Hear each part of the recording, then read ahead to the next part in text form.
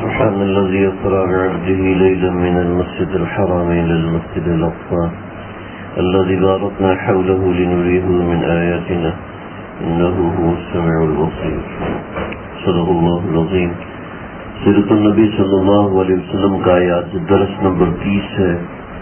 آج کے درس میں گزشتہ درس کی تکمیل ہوگی. ہو سکتا ہے کوئی نئی بات نہ ہو، لیکن اس تکمیل کے اندر بہت سی ایسی باتیں ہوں گی جو آپ حضرات جو پچھلے درس میں نہیں آئی ہوں گی. اس کے حوالے سے کچھ ابتدا میں یہاں سے عرض کر دوں کہ آپ صلی اللہ علیہ وسلم کا معراج کا سفر ہوا، تو یہ معراج کا سفر جسم کے ساتھ ہوا تھا. معراج کا سفر روح کے ساتھ نہیں ہوا تھا. کچھ لوگوں کا یہ خیال ہے کہ صرف خواب کے ذریعے سے معراج ہوئی تھی، جسم کے ذریعے سے معراج نہیں ہوئی تھی. تو یہ خیال اس لحاظ سے بالکل غلط ہے کہ جن لوگوں نے معراج کے اوپر اشکال کیا اور اعتراض کیا، اگر خواب کے ذریعے سے ہوتا تو ظاہر بات ہے ان کو اشکال ہی نہیں ہوتا، اعتراض ہی نہیں ہوتا. تو یہ جو معراج کا سفر ہوا تھا یہ جسم کے ساتھ سفر ہوا تھا. اس کے حوالے سے میں آج انشاءاللہ کچھ باتیں جو آپ حضرات سن چکے، کچھ باتیں اس میں چند ایک باتیں اضافے کے ساتھ عرض کروں گا، تاکہ میں نے جو باتیں عرض کی تھی وہ اس لحاظ سے عرض کی تھی کہ بہت سے لوگوں نے معراج کے حوالے سے بہت سی باتیں سن رکھی تھی، لیکن مجھے کسی نے توجہ اس بات پہ دلائی کہ آپ کے سامنے یعنی میرے سامنے تو وہ لوگ بیٹھے ہوئے تھے جنہوں نے بہت سی باتیں سنی ہوئی ہیں، لیکن یہ درس ان لوگوں تک جاتا ہے جنہوں نے کبھی دین کی بات سنی ہی نہیں ہے، ان کو معلوم ہی نہیں ہے. ہم سفر میں تھے مکہ میں تھے، اور وہاں پر ہمیں ایک ٹیکسی ڈرائیور ہمیں سفر کروا رہا تھا، دکھا رہا تھا مقامات وغیرہ. تو اس نے بتایا کہ یہاں پر میں روزانہ ایک استاد کو لے کر جاتا ہوں مکہ سے طائف پڑھانے کے لیے، اور وہ وہاں پر لیکچر دیتا ہے. تو مجھ سے ایک دن پوچھتا ہے کہ تم ٹیکسی چلاتے ہو اور تم گاڑی چلاتے ہو اور لوگ یہاں پر آتے ہیں اور یہ اس پہاڑی پر چڑھ جاتے ہیں جس کو جبل رحمت کہتے ہیں. تو اس پہاڑ میں کیا چیز ہے جس کی وجہ سے لوگ یہاں پر جمع ہوتے ہیں؟ جبل رحمت وہ پہاڑ ہے جہاں پر غار ہرا موجود ہے. جس جگہ پہ غار ہرا موجود ہے، جہاں اسلام کی پہلی وحی نازل ہوئی تھی، وہاں کا طائف کا ایک پروفیسر یہ کہہ رہا ہے، ایک استاد یہ کہہ رہا ہے کہ اس کو پتہ ہی نہیں ہے کہ یہاں پر غار ہرا بھی ہے، اور غار ہرا میں ہوا کیا تھا. جو مکہ کا مقیم ہے، مسلمان ہے، پیدائشی مسلمان ہے، مکہ کا مقیم ہے، حرم کا رہنے والا ہے. میرے استاد محترم، میرے استاد ایک مرتبہ فرمانے لگے 1980 میں یا 1990 میں لگے کہ میں حرم شریف جا رہا تھا، تو جو ٹیکسی والا ہے اس نے حاجیوں کو گالیاں دینا شروع کر دی. تو عربی میں گالیاں دے رہا تھا. کہنے لگا اس کو تو پتہ نہیں تھا کہ میں عربی جانتا ہوں، تو میں سن رہا تھا اس کی گالیاں. اس نے اتنی گالیاں دی مجھ سے برداشت نہیں ہوا. تو میں نے اس کو عربی میں مخاطب کر کے کہا کہ بھائی تمہیں پتہ نہیں گالی دینا کتنا بڑا گناہ ہے، یہ جرم ہے گالی دینا، مسلمان کو گالی دینا کعبۃ اللہ کو گرا دینے سے بڑا گناہ ہے، اور تم یہ اتنی دھڑلے سے گالیاں دیے جا رہے ہو. تمہیں پتہ نہیں یہ حاجی ہیں، اللہ کے گھر کے مہمان ہیں، اور یہ کعبۃ اللہ جا رہے ہیں. تو کہنے لگے مجھے کیا نصیحت کرتا ہے. میں 10 برس ہو گئے میں یہاں پر ہوں، 10 برس ہو گئے میں یہاں پر ہوں، میں نے کعبۃ اللہ کی شکل بھی نہیں دیکھی. اللہ کی حفاظت فرمائے. میں نے کعبۃ اللہ کی شکل بھی نہیں دیکھی. کہنے لگے تو مجھے چپ لگتی، بڑا پریشان ہو گیا. تو مجھے پریشان دیکھ کے کہنے لگا کہ پریشان ہو گیا، پریشان نہ ہو، میں اکیلا اس شہر میں نہیں ہوں، میرے جیسے ہزاروں یہاں پر ایسے موجود ہیں جنہوں نے مکہ میں ہوتے ہوئے بھی کعبۃ اللہ کی شکل نہیں دیکھی. اللہ تعالیٰ ہم سب کو محفوظ فرمائے. تو بہت سے ایسے لوگ ہیں جو فکر رکھتے ہیں دین کی، وہ کسی کو درس آگے بھیج دیتے ہیں، کسی کو دین کی بات آگے سنا دیتے ہیں. تو اگر کبھی تو کسی بات پر تھوڑا سا تکرار ہو جائے، کسی بات کا 2-3 مرتبہ دہرائی ہو جائے تو گھبرائے نہیں، اور یوں بناتے ہیں، کنی باری سنائے گا مولوی صاحب کتنی دفعہ سنو گے؟ تو بھائی یہ بھی نہ کہیں، پوری جس قدر ہو سکے پوری توجہ کے ساتھ بات سننے کی، بات سمجھنے کی کوشش کریں. ہمارے آقا کا ذکر ہے، ہمارے آقا کا ذکر اللہ کو بڑا پسند ہے، کیونکہ اللہ رب العزت جب کسی بات کو ذکر فرماتے ہیں انتہائی کنٹرول، انتہا درجے کا کنٹرول، انتہا درجے کا مختصر ترین کلام، ایک جملے کے اندر ہزاروں باتیں، ایک جملے کے اندر سینکڑوں مسائل. آپ صلی اللہ علیہ وسلم کے ایک جملے کے اندر 100 مسائل امام شافعی نے اخذ کیے تھے، 100 مسائل امام شافعی نے نکالے تھے. تو اللہ کے کلام میں کتنی باتیں ہوں. علامہ انور شاہ کشمیری رحمۃ اللہ علیہ، وہ ان کا حافظہ اتنا مضبوط تھا، اتنا مضبوط تھا. ایک مرتبہ مفتی اعظم پاکستان مفتی شفیع صاحب ایک کتاب لے کر وہاں پر پہنچے تو وہ کتب خانے کے اوپر والی منزل پہ بیٹھے ہوئے تھے. کہا ملا مسکین، ان کو ملا مسکین کہتے تھے. ہاں ملا مسکین کیا ہوا، کیا مسئلہ ہے؟ کہا حضرت یہ عبارت پڑھ رہا تھا، صرف یہی جملہ کا یہ عبارت پڑھ رہا تھا تو مولانا انور شاہ کشمیری صاحب رحمۃ اللہ علیہ نے فرمایا کہ اس عبارت میں تمہیں یہ اشکال ہوا ہوگا، اس کا یہ جواب ہے، اس کا یہ جواب ہے، اس کا یہ جواب ہے. 3 جواب گنوا دیے. حضرت آپ تو اتنا عرصہ ہو گیا کہ آپ ترمذی پڑھا رہے ہیں، آپ نے تو سنن کی کتاب کو کبھی دیکھا ہی نہیں ہے. اور میں 21 برس پہلے ایک مرتبہ پڑھی تھی، مجھے آج تک حرف بحرف زبان یاد ہے. مولانا انور شاہ کشمیری رحمۃ اللہ علیہ اتنے مضبوط حافظے والے تھے. لیکن آپ کو بتاؤں ایک مزے کی بات، مولانا انور شاہ کشمیری صاحب رحمۃ اللہ علیہ حافظ قرآن نہیں تھے، حافظ قرآن نہیں تھے. شاگردوں نے پوچھا حضرت آپ کا حافظہ اس قدر مضبوط ہے، آپ کو قرآن مجید حفظ کیوں نہیں ہوا؟ تو بیٹا ہزاروں دفعہ سن چکا، ہزاروں دفعہ تلاوت کر چکا، مجھے قرآن زبانی یاد نہیں ہوتا. کیوں؟ وہ اس لیے کہ میں ایک لفظ پڑھتا ہوں، اس کے اتنے معنی میری آنکھوں کے سامنے کھل جاتے ہیں کہ میں اگلا لفظ بھول جاتا ہوں. اللہ، تو اللہ کے کلام میں اس قدر خزانے بھرے. حضرت علی نے فرمایا تھا میں قرآن کی سورہ فاتحہ کی تفسیر لکھاؤں 70 اونٹوں پر لا دی جائے گی. تو انا مدینۃ العلم وعلی بابها، میں علم کا دروازہ ہوں اور علی، ٹھیک ہے نا، علی اس کا دروازہ ہے. تو میں علم کا شہر ہوں اور علی اس کا دروازہ ہے. تو دروازے کا یہ حال ہے کہ سورہ فاتحہ سے 70 اونٹوں کی بھاری تفسیر لکھوا رہے ہیں، تو مدینہ کا یعنی شہر کا کیا حال ہوگا؟ تو اللہ کے نبی کی زندگی کو پڑھنا، اللہ کے نبی کی زندگی کو سننا، اللہ کے نبی کی زندگی کو اپنانے کی کوشش کرنا، یہ انتہائی مبارک ترین عمل ہے کہ جہاں پر اللہ کے پیاروں کا ذکر ہوتا ہے اللہ تعالیٰ اپنی رحمت کے ساتھ متوجہ ہو جاتے ہیں. اور جہاں اللہ کے سب سے پیارے کا ذکر ہوگا اس کے اوپر اللہ کس قدر متوجہ ہوتے ہوں گے. آپ حضرات جو آئے ہوئے ہیں اور جو خواتین آئی ہوئی ہیں، یہ توجہ سے بیٹھے کہ اللہ کی رحمت مکمل طریقے سے ہم پر متوجہ ہو رہی ہوگی. اللہ تعالیٰ اس بات کو حقیقت بنا دے. یہ جتنا جس کا اخلاص ہوگا اتنا اس قدر اس کا فائدہ ہوگا. جو جس قدر توجہ سے بیٹھے گا کہ میں نے اپنے آقا صلی اللہ علیہ وسلم کا ذکر سننا ہے، اس قدر اس کو زیادہ فائدہ ہوگا. نبی کریم صلی اللہ علیہ وسلم کی سیرت کے وہ ابواب جن سے ہم آشنا نہیں ہیں، آگاہ نہیں ہیں، میری کوشش یہ ہے کہ ان ساری باتوں کو آپ حضرات کے سامنے ذکر کروں اور وہ باتیں میرے سامنے سے میری نظر سے بھی گزریں. معراج کا واقعہ ہوا، ابتدا ام ہانی کے گھر سے ہوئی تھی. ام ہانی کے گھر سے آپ صلی اللہ علیہ وسلم حتیم میں پہنچے تھے. یہاں پر ایک بات رہ گئی تھی، میں نے عرض کیا تھا کہ بہت سی باتیں میں اگلے درس میں عرض کروں گا، لہٰذا ابھی میں ساتھ ساتھ عرض کر رہا ہوں. حتیم پہ آپ صلی اللہ علیہ وسلم آگے دوبارہ لیٹے. یہاں پر آپ حضرت جعفر اور حضرت جابر ان دونوں کے درمیان لیٹے ہوئے تھے. تو دوبارہ حضرت جبریل نے آپ کو جگایا اور آپ بیدار ہوئے. میں نے ایک عالم دین سے سنا، مجھے اس کے حوالے سے روایت نہیں ملی، ایک عالم دین سے سنا، روایت جو مجھے ملی ہے وہ یہ ملی ہے کہ حضرت جبریل نے آپ کو ٹانگ سے اٹھایا، پھر دوسری مرتبہ ٹانگ سے اٹھایا، پھر تیسری مرتبہ ٹانگ سے اٹھایا اور پھر آپ صلی اللہ علیہ وسلم جیسے اٹھے تو آپ کا بازو پکڑ لیا. یہ روایت ہے.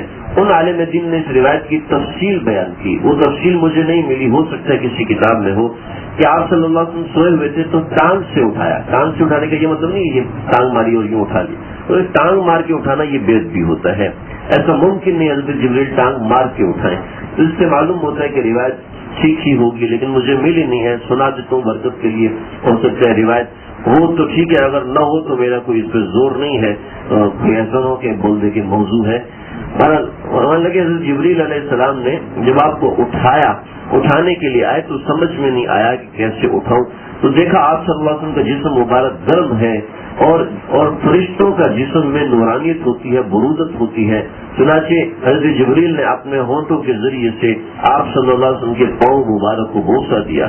ہمارے ایک علماء دیوبند کے ایک بہت بڑے شاعر ہیں, اکابرین علماء کی مجلسوں میں اشعار پڑھتے رہے, تو ان کے کچھ اشعار بھی اس موضوع کے اوپر ہیں. چم چم کے تلیاں سائیں نو جگایا, اس کا پہلا مسئلہ مجھے یاد, چم چم کے تلیاں سائیں نو جگایا, کہ آپ صلی اللہ علیہ وسلم کی تلیاں یعنی کہ پاؤں کے نچلے حصے کو تلیاں کہتے ہیں, اس کو چوم چوم کے آپ صلی اللہ علیہ وسلم کو جگایا. تو اس سے بھی مجھے روایت ملی نہیں, میرے جو آپ حضرات سن رہے ہیں یا کوئی بھی کسی کی نظر میں ایسی روایت گزرے تو مجھے ضرور مطلع فرمائے. تو آپ صلی اللہ علیہ وسلم کو دوبارہ بیدار پر اٹھایا, آپ اٹھے تو آپ صلی اللہ علیہ وسلم کو وہاں سے باب عبدالعزیز کی طرف آئے تو صرف کعبۃ اللہ کی دیوار سے 40 قدم کے فاصلے پر پہلے زمزم کا کنواں موجود تھا. ابھی تو اوپر سے اس کو بند کر دیا گیا ہے. پہلے زمزم کا کنواں موجود تھا, نچلی منزل میں لوگ جاتے تھے, زمزم کے کنویں سے پانی نکالتے تھے اور زمزم کے کنویں سے پانی نکال کے اس کو جی بھر کے پیا کرتے تھے. تو اس کا سسٹم ہوا کہ اس کنویں کے اوپر ٹوٹیاں لگا دی گئیں, پھر وہ ایسا ہوا کہ اس کنویں کو ہی اوپر سے پورا سیلڈ کر کے بند کر دیا گیا. اب کسی کو معلوم نہیں کہ کنواں اصلی کنواں کہاں ہے, بس اس سے پائپ لائن نکال کے اس کے ذریعے سے پانی نکالا جاتا ہے. لیکن اندر وہ کنواں اسی طرح موجود ہے. 13 فٹ گہرا یہ کنواں ہے اور ایک منٹ کے اندر 800 گیلن پانی نکالتا ہے. تو اس سے کم و بیش یہی تعداد اوپر نیچے ہے. میں نے کافی وقت ہو گیا کتاب پڑھے ہوئے. تو اتنا پانی نکالتا ہے, اور جب یہ پانی پورا پریشر کے ساتھ نکل جائے تو 11 منٹ میں کنواں دوبارہ بھر جاتا ہے اس میں. اور ہزاروں برس سے یہ کنواں قائم ہے, اور ہزاروں برس سے اس کنویں کے پانی میں کوئی ذرہ بھی رد و بدل و تبدیلی نہیں. دروازہ تو یہاں پر آپ صلی اللہ علیہ وسلم کو لایا گیا, اور سونے کا تشت ایک موجود تھا. اس سونے کے تشت پہ آپ صلی اللہ علیہ وسلم کا سینہ مبارک چاک کر کے اندر سے دل کو نکالا گیا, اور دل کو نکال کر اس میں آپ صلی اللہ علیہ وسلم کے سینے دل کو دھویا گیا. یہ شق صدر ہوا ہے. کچھ علماء نے فرمایا کہ یہ شق صدر نہیں ہوا, لیکن اکثر علامہ ابن حجر عسقلانی رحمۃ اللہ علیہ اور دیگر بہت سے علماء فرماتے ہیں کہ یہاں پر بھی شق صدر ہوا. شق صدر ایسے ہوتا تھا کہ آپ صلی اللہ علیہ وسلم کو لٹایا اور اشارہ کیا تو سینہ چاک ہو گیا. اندر سے سینے کے اندر سے دل کو نکالا, اور دل کو نکال کے پھر دل کو چاک کیا, اشارہ کیا تو دل چاک ہو جاتا تھا. چاک کرنے کے بعد دل کو اندر سے دھویا, زمزم کے پانی سے دھویا. دیکھیں زمزم, اس سے معلوم ہوتا ہے کہ زمزم وہ پانی ہے جس سے انبیاء کے سینے کو دھویا گیا ہے, جس سے انبیاء کے دل کو دھویا گیا ہے. زمزم جنت کے پانی سے بھی افضل معلوم ہوتا ہے. بعض علماء نے لکھا ہے کہ تمام پانیوں سے افضل ہے, لیکن کچھ علماء نے لکھا ہے کہ زمزم سے بھی افضل ایک پانی ہے. بتاؤں آپ کو, صلح حدیبیہ کا موقع ہے, سارے پانی ختم ہو گئے. آپ صلی اللہ علیہ وسلم نے فرمایا لاؤ سارے کے سارے اپنا پانی لے کر آؤ. سب کے پانی کو ایک برتن میں ڈالا گیا, اور پانی ایک لوٹے میں جمع ہو گیا. لوٹا جیسے ہمارا بیت الخلاء میں استعمال ہوتا ہے, یہ لوٹا نہیں, ٹھیک ہے. جیسے آج سے تھوڑا سا پرانے زمانے میں چلے جائیں, پچھلے زمانے میں چلے جائیں, جو 5 کلو کے گھی کے کنستر استعمال ہوتے تھے, تو 5 کلو والا جو گھی ہے اس مقدار کا ایک ڈول ہوتا تھا, اس ڈول کو لوٹا کہا کرتے تھے. تو اس لوٹے میں پانی جمع ہو گیا. یہ میں بتا رہا ہوں آپ کو تمام فقہی اعتبار سے. آپ صلی اللہ علیہ وسلم جو 4 لوٹے پانی نہانے کے لیے استعمال فرمایا کرتے تھے, 1 لوٹا پانی یا آدھ لوٹا پانی وضو کے لیے استعمال فرمایا کرتے تھے. تو یہ والا لوٹا ہوتا تھا. ہمارے بیت الخلاء کا جس میں آج کل 2 سے 2.5 لیٹر پانی آتا ہے, یہ والا لوٹا نہیں ہوا کرتا تھا. تو وہ لوٹا اس طرح کا ہوا کرتا تھا. تو ایک لوٹے میں پانی جمع کیا, اور پانی جمع کر کے اس کے اوپر آپ صلی اللہ علیہ وسلم نے اپنا ہاتھ مبارک رکھا, تو آپ کی 5 انگلیوں سے پانی نکلنا شروع ہو گیا. تو علماء لکھتے ہیں کہ زمزم سے بھی افضل یہ پانی ہے کیونکہ اس زمزم کی نسبت اسرائیل کی طرف ہے، لیکن اس پانی کی نسبت آقا صلی اللہ تعالی علیہ وسلم کی طرف ہے۔ زمزم کا پانی اس لحاظ سے تمام پانیوں سے، جو ابھی پانی اس وقت موجود ہے وہ پانی تو آج کل موجود نہیں ہے، لہذا یہ پانی زمزم کا پانی تمام پانیوں سے زیادہ معتبر ہے، مبارک ہے، اس میں شفا ہے، اس سے بڑھ کر اور کوئی پانی نہیں ہو سکتا۔ وہ لوگ جو کہ کعبۃ اللہ جاتے ہیں عمرہ وغیرہ کے لیے، تو وہاں پر ہوٹلوں کے اندر نشے کے پانی کی بوتلیں دے کر چلے جاتے ہیں، تو بہتر ہے کہ اپنے لیے زمزم کا پانی بھر کے لائے، چاہے مشقت ہو چاہے کچھ بھی ہو، اور زمزم کا پانی جتنے دن وہاں پر رہے اتنے دن زمزم استعمال کریں اور کوئی پانی استعمال نہ کریں، چاہے مکہ میں رہے چاہے مدینہ میں رہے، زمزم ہی استعمال کریں۔ اس کی خاصیت اور تاثیر ہی الگ ہے۔ زمزم کا کنواں کیسے نکلا، کیا ہوا، بالکل میں نے ابتدا میں بڑی تفصیل سے سنا چکا ہوں۔ تو زمزم سے آپ کا سینہ مبارک کو دھویا گیا۔ یہاں پر ایک اور چھوٹی سی بات لیکن بڑی اہم بات ہے، کیا صرف نبی کریم صلی اللہ علیہ وسلم کا شق صدر ہوا یا دیگر انبیاء کا بھی ہوا؟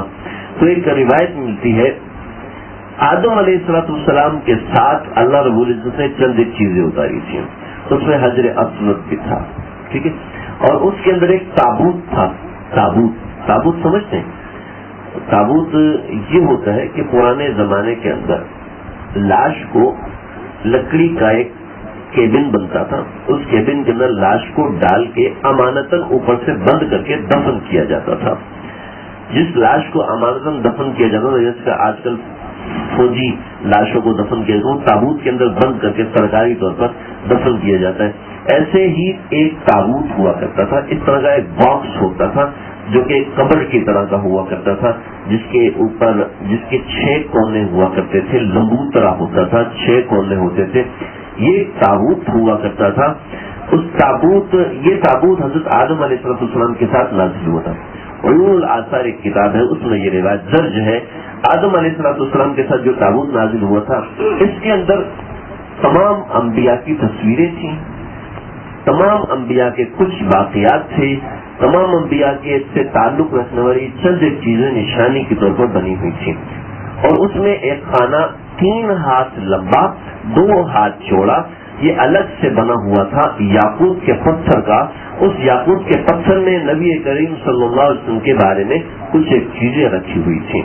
یہ تابوت حضرت آدم علیہ السلام کے پاس ساری زندگی رہا، پھر اس کے بعد حضرت شیس علیہ السلام کو منتقل ہوا، حضرت شیس علیہ السلام سے پھر یہ منتقل ہوتا حضرت ابراہیم کو منتقل ہوا، حضرت ابراہیم علیہ السلام کے بعد حضرت اسماعیل کو ملا، حضرت اسماعیل کے انتقال کے بعد یہ ان کے بیٹے حضرت قیدار کو ملا، قیدار۔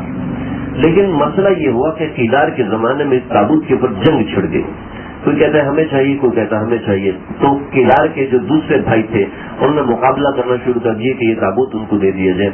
تو حضرت قیدار کو یہ حکم ہوا کہ یہ تابوت تم نے یعقوب تک پہنچانا ہے، چنانچہ انہوں نے جان پہ کھیل کے وہ تابوت حضرت یعقوب علیہ السلام تک پہنچایا۔ حضرت یعقوب کی اولادوں کو یہ تابوت ملا ہے، اور اس کے بعد یہ تابوت کہاں چلا گیا کسی کو کچھ معلوم نہیں۔ خیر، اس تابوت کی ایک تاثیر تھی، جب کہیں کوئی تنازع ہوتا تو دونوں فریقین تابوت کے سامنے آتے، تابوت میں سے آواز آتی تھی اور اس کے حق میں فیصلہ دے دیا جاتا تھا۔ پورے علاقے میں امن، کسی کا چوری ہوگی وہ تابوت کے سامنے آتا اور کہتا اے اللہ میری چوری ہو چکی ہے، آپ اس تابوت کے ذریعے سے مجھ تک آواز پہنچا دیجئے کہ میری چوری کہاں، کون چور ہے، تو اس کو فوراً نیٹ ایڈریس مل جاتا تھا جا کے پکڑتے تھے اس چور کو، تو کوئی چوری ہی نہیں کر سکتا تھا، کوئی بدامنی نہیں۔ دشمن مقابلے کے لیے آتا تھا تو سامنے تابوت رکھ دیتے، دشمن تابوت سے آگے بڑھ ہی نہیں سکتا تھا، اور اگر بڑھنے کی کوشش کرتا تو خود بہت کٹ کے گرتا رہتا تھا۔ تو اس تابوت کی بہت برکات تھی۔ اس تابوت کی کچھ مختصر حصے میں نے آپ کو بتائی، کچھ تھوڑی سی تاریخ میں نے آپ کو بتائی۔ اس تابوت کے اندر ایک سونے کی تختی تھی، اور اس سونے کی تختی وہ تختی تھی جس پر تمام انبیاء علیہم الصلوۃ والسلام کے دل دھوئے جاتے تھے۔ چنانچہ اس سے معلوم ہوا کہ صرف نبی کریم صلی اللہ تعالی علیہ وسلم کا شق صدر نہیں ہوا بلکہ تمام کے تمام انبیاء علیہ السلام کا شق صدر ہوا ہے، اور آپ صلی اللہ علیہ وسلم کا شق صدر بھی اس سونے کے تابوت کے اوپر، سونے کی کشتی کے اوپر آپ صلی اللہ علیہ وسلم کا شق صدر ہوا، اور پھر آپ صلی اللہ علیہ وسلم کا سینہ مبارک کے اندر دوبارہ دل کو ڈال دیا گیا، اور پھر آپ صلی اللہ علیہ وسلم نے وہاں سے نکلے، جیسے میں تفصیل بتائی، جحون کے مقام پر پہنچے، زجنان کے مقام پر پہنچے، زجنان سے پھر آگے بیت اللحم، مدینہ شریف، مدین، اور پھر بیت اللحم، اور اس کے بعد بیت المقدس پہنچے ہیں۔ بیت المقدس کے مشرقی طرف بتاتے ہیں کچھ علماء فرماتے ہیں کہ ہمیں بس یار کوشش کے باوجود وہ چٹان نہیں مل سکی، وہاں ایک چٹان تھی جو کہ نرم ہو گئی آپ صلی اللہ علیہ وسلم کے لیے، حضرت جبریل علیہ السلام نے آپ صلی اللہ علیہ وسلم کی وہاں پر سواری کے لیے ایک چٹان میں سوراخ کی جگہ بنی ہوئی تھی، اس سوراخ کی جگہ کو صاف کیا اور آپ صلی اللہ علیہ وسلم نے اپنی براق کو اس کے اوپر باندھا۔ براق بالکل سفید جانور تھا، اس کی سفیدی کی وجہ سے اس کو برق کہتے تھے، یا بھی اس کی تیزی کی وجہ سے اس کو برق کہتے تھے۔ آپ نے اس کے اوپر سفر فرمایا، درمیان کی کچھ واقعات ہوئے وہ میں انشاءاللہ آگے چل کے آپ کو بتاؤں گا، واقعات میں پہلے بتا چکا ہوں، اس سے کیا اثر مرتب ہوا میں آگے بتاؤں گا، آج میں کچھ تکمیل کر رہا ہوں۔ وہاں پر جا کے آپ صلی اللہ علیہ وسلم نے وہاں پر جا کے نماز پڑھائی، اور نماز پڑھا کر آج جو بیت المقدس کی جو تصویر آپ کو ملتی ہے، یہ تصویر میں آپ کو ایک سبز رنگ کا گنبد نظر آتا ہے اور ایک پیلے رنگ کا گنبد نظر آتا ہے۔ جو سبز رنگ کا گنبد ہے، ہیکل سلیمانی ہے، یہ آج کی مسجد ہے، اور جو پیلے رنگ کا گنبد ہے یہ اصل بیت المقدس کی جگہ ہے۔ یہ گنبد جو ہے بعد میں کسی ترکی بادشاہ نے بنوایا تھا، لیکن اس وقت یہ ایک چٹان تھی۔ میرے پاس ابھی موقع نہیں تو میں آپ کو حوالہ پڑھ کے سناتا، جس جگہ پر حوالہ لکھا ہوا ہے، 3 بڑے بڑے اکابر علماء نے لکھا ہے کہ ہم نے خود دیکھا کہ یہ چٹان ہوا میں معلق ہے۔ یہ جو چٹان ہے بیت المقدس کی، یہ پیلے رنگ کی چٹان ہے اور یہ ہوا میں معلق ہے، اور ہوا میں معلق ایسے ہے کہ فرماتے ہیں کہ جب یہ ہوا میں معلق تھی اور جب آپ صلی اللہ علیہ وسلم تشریف لائے تو یہ چٹان اس طرف جھک گئی۔ آج قبۃ الصحرا جو ہے پیلے رنگ کا جو قبہ بنا ہوا ہے، جو گنبد بنا ہوا ہے، اس کے باہر ایک چھوٹا سا مصلی، ایک چھوٹا سا شیڈ بنا ہوا ہے۔ یہ جو شیڈ بنا ہوا ہے، یہاں پر آپ صلی اللہ علیہ وسلم نے کھڑے ہو کر تمام کے تمام انبیاء کو امامت کروائی تھی، اور یہیں سے آپ صلی اللہ علیہ وسلم آسمان کی طرف اوپر گئے تھے۔ اگر آپ بیت المقدس کی جو قبۃ الصحرا جو پیلے رنگ کا گولڈن رنگ کا جو قبہ ہے اس کی تصویر ڈاؤن لوڈ کر کے دیکھیں تو آپ کو اس کے ساتھ ایک چھوٹا سا مصلی بنا ہوا نظر آئے گا۔ یہیں پر آپ صلی اللہ علیہ وسلم نے تمام کے تمام انبیاء کی امامت فرمائی تھی بلا اختلاف، اس میں کسی کا اختلاف نہیں۔ اور وہ جو چٹان ہے، ابن العربی رحمۃ اللہ علیہ اور 2 اور علماء انہوں نے لکھا کہ وہ چٹان آج بھی وہ چٹان ایک طرف جھکی ہوئی ہے اور ایک طرف اٹھی ہوئی ہے، اور وہ اسی مصلی کی طرف جھکی ہوئی ہے وہ چٹان۔ اس سے معلوم ہوتا ہے کہ ان کی روایت صحیح ہے۔ تو وہ فرماتے ہیں کہ یہ چٹان صرف اللہ رب العزت کا ایک انتظام ہے، یہ چٹان جھکی ہوئی ہے، اور یہ چٹان آج بھی اسی حالت میں موجود ہے، اور اس چٹان کے لیے آج جو وہاں کے منتظمین ہیں انہوں نے ایک جگہ بنائی ہوئی ہے، لوگ اس میں سے چٹان کو ہاتھ بھی لگا سکتے ہیں۔ بعض حضرات نے کہا کہ وہ چٹان اس طرح جھکی ہوئی ہے، وہاں پر کسی فرشتے کے ہاتھوں کی انگلیوں کے نشانات بھی لگے ہوئے ہیں، واللہ اعلم یہ کسی نے دیکھا نہیں ہے۔ لیکن جن لوگوں نے کہا کہ ہوا میں معلق ہے، میں نے معلومات کی اور مجھے اس لوگوں نے بتایا کہ آج یہ چٹان معلق نہیں ہے، بلکہ اس کے اوپر کسی ترکی کے سلطان نے اس کے اوپر چونکہ قبہ بنایا ہے اور قبہ چاروں طرف سے اس چٹان کو گھیر لیا، اس کے نیچے قدرتی غار ہے۔ روایتوں میں آتا ہے کہ آپ صلی اللہ علیہ وسلم وہاں پر اس غار کے نیچے گئے ہیں، حضرت زکریا علیہ السلام جو کہ بیت المقدس کے امام تھے، وہاں پر حضرت زکریا علیہ السلام کی محراب بھی بنی ہوئی ہے، جہاں پر بیٹھ کے حضرت زکریا اللہ کی عبادت کیا کرتے تھے، اور یہیں پر غالباً انہوں نے حضرت مریم کو چھوڑا تھا۔ چاہے حضرت مریم یہاں سے نکل نہ سکتی تھی، لیکن ان کے پاس بہت سے میوہ جات اور پھل اور یہ سب چیزیں موجود تھیں۔ تو یہاں بیت المقدس میں اس چٹان کے نیچے آئے تھے جب آپ صلی اللہ علیہ وسلم۔ آج بھی وہ بڑی محدود سی جگہ ہے، اتنی جگہ ہے، بتانے والے بتاتے ہیں کہ انہوں نے اندازے سے بتایا، میں بھی اندازے سے بتاتا ہوں کہ جیسے ہمارے گھر کے آپ سمجھ لیں 3 کمرے یا 4 کمرے ہوتے ہیں عام سائز کے، تو اتنی جگہ ہے، لیکن وہ اس طریقے سے ہے کہ گولائی میں جگہ سمجھ لیں، ایسے لمبائی اور چوڑائی میں نہیں ہے، اور مکمل گولائی بھی نہیں ہے، مکمل چوڑائی بھی نہیں ہے۔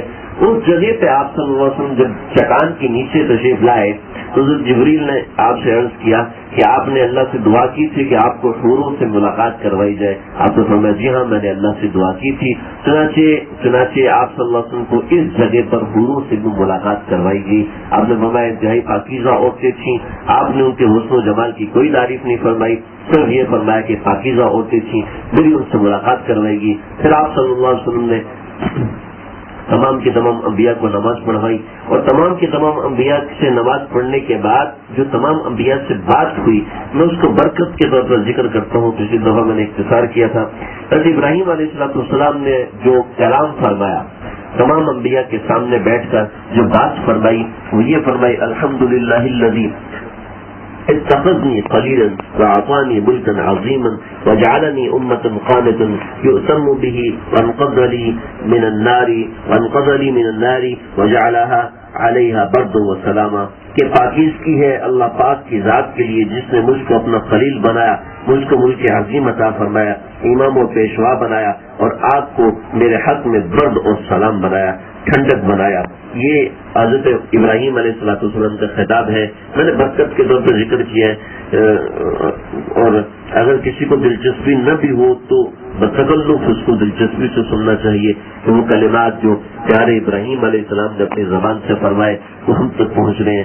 الحمدللہ الذی کلمنی تکلیما، حضرت موسیٰ کا کلام، یہ تمام تعریف اس اللہ کے لیے ہے جس نے مجھے کلام کرنے کی سعادت بخشی، وجعل حلالک آل فرعون ونجات بنی اسرائیل، اور اللہ نے علی یدی میرے ہاتھ پر آل فرعون کو ہلاک کیا، بنی اسرائیل کو نجات دی، وجعل من امتی قوما یہدون بالحق وبہ یعدلون، اور میری قوم کو موجب حق اور موجب ہدایت موجب انصاف کرنے والا بنایا۔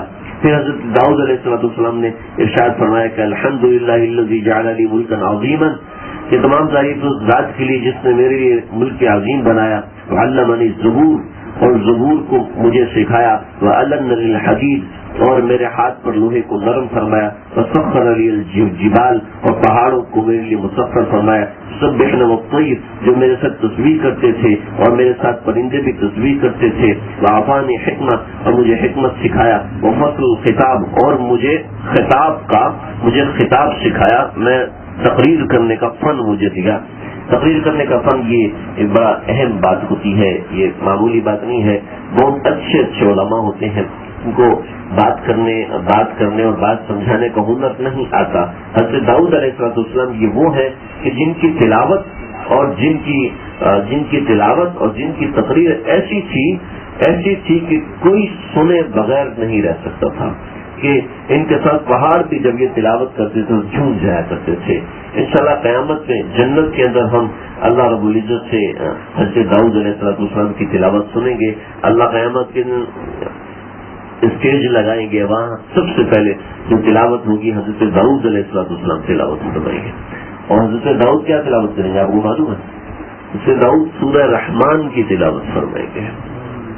پھر آپ صلی اللہ علیہ وسلم تلاوت فرمائیں گے، یہ معلوم نہیں کیا پڑھیں گے، اور اس کے بعد اللہ رب العزت تلاوت فرمائیں گے۔ اور ایک ضعیف روایت میں آتا ہے کہ اللہ رب العزت سورۃ الانعام کی تلاوت فرمائیں گے، سورۃ الانعام کی تلاوت اللہ رب العزت خود فرمائیں گے۔ حضرت سلیمان علیہ السلام بات فرمائیں گے، حضرت سلیمان علیہ السلام نے بات فرمائی الحمدللہ الذی سخر لی الریاح، جس نے ہواؤں کو میرے لیے مسخر کیا، وسخر لی الشیطان، اور شیاطین کو میرے لیے مسخر کیا، یعملون ما شئت من محارب وتماثیل وجفان کالجواب، اور میں ان سے کام کرواتا تھا، جو چاہے بنواتا، محرابیں بنواتا اور ان سے چیزیں کھڑی کرواتا، عمارتیں بنواتا، وقدور راسیات، اور پہاڑوں کو ان سے مسخر کروا لیتا، وعلمنی منطق الطیر، مجھے پرندوں کی بولی سکھائی، وعطانی من کل شیء فضلا، اور مجھے ہر چیز سب سے بڑھ کر عطا فرمائی۔ حضرت سلیمان علیہ السلام کی حکومت سب سے بڑھ کر تھی۔ وسخر لی جنود الشیاطین والانس والطیر وفضلنی علی کثیر من عباده المؤمنین وآتانی ملکا عظیما لا ينبغی لأحد من بعدی وجعل ملکی ملکا طیبا لیس فیہ حساب، مجھے اتنی بڑی سلطنت دی کہ اتنی بڑی سلطنت کسی کو بھی نہیں ملی۔ شیاطین میرے مسخر، جنات میرے مسخر، انسان میرے مسخر، اور پرندے میرے مسخر، یہ میری سلطنت تھی۔ اور پھر آگے حضرت عیسیٰ علیہ السلام کی باری آئی تو وہ بولنے لگے الحمدللہ الذی جعلنی کلمۃ، اللہ نے مجھے اپنا کلمہ بنایا، مجھے اپنی نشانی بنایا، وجعل مثلی مثل آدم، اور مجھے آدم کی طرح بنایا، کہ جیسے آدم کو بغیر باپ کے پیدا کرنا تھا، ایسے مجھے بغیر باپ کے۔ ہر نبی کی الگ شان ہے، اس شان کا اظہار وہ ان الفاظ سے فرما رہے ہیں۔ خلقہ من تراب ثم قال له كن فيكون وعلمني الكتاب، مجھے کتاب سکھائی اور حکمت سکھائی، تورات سکھائی، انجیل سکھائی، جعلنی اخلق من الطین كهيئة الطير، اور مجھے ایسا بنایا کہ میں مٹی سے جانور بناتا پرندوں کی طرح، اور اس میں پھونک مارتا، فانفخ فیہ فیکون طیرا باذن اللہ، تو وہ اللہ کے حکم سے پرندہ بن جاتا، فیکون طیرا باذن اللہ، اللہ کے حکم سے پرندہ بن جاتا۔ وجعلنی ابرئ الاکمہ وابرص، اور مجھے ایسا بنایا کہ میری دعا سے کوڑی، میری دعا سے پرس والا، میری دعا سے نابینا، میری دعا سے گنگا، وہ بالکل صحیح ہو جاتا۔ اور یہ کیا ہوتا، وہ احیی الموتى باذن اللہ، میری دعا سے تو مردے بھی زندہ ہو جاتے تھے۔ اب یہ شان تو کسی کو نہیں ملی۔ ورفعنی وظہرنی وعادنی، مجھے اللہ نے اونچا کیا، مجھے اللہ نے ظاہر کیا، مجھے اللہ نے مقامات دیا، مجھے اور میری ماں کو شیطان سے محفوظ کیا۔ فلم یکن للشیطان علینا سبیل، یہاں تک کہ شیطان کو ہمارے اوپر کوئی طاقت نہ رہی۔ یہ سب جب بات کر چکے، ان کو اللہ رب العزت نے اصلی جسم کے ساتھ بھیجا، صورت مثالی کے ساتھ بھیجا۔ علماء کا اختلاف ہے، کچھ کہتے ہیں اصلی جسم کے ساتھ آئے، کچھ کہتے ہیں مثالی جسم کے ساتھ آئے، کچھ نے کہا کہ اللہ رب العزت کی طرف سے کوئی ایسا خاص معاملہ تھا، مگر جو بھی تھا، لیکن تھے یہی انبیاء جو یہاں بھی ملے، راستے میں بھی ملے، اگر کسی کو پچھلا درد ذہن میں ہو، راستے میں بھی ملے، یہاں بھی ملے، اور آسمانوں پر بھی ملے۔ تو یہی انبیاء تھے۔ کیا نبی کریم صلی اللہ علیہ وسلم تبدیل ہو گئے تھے؟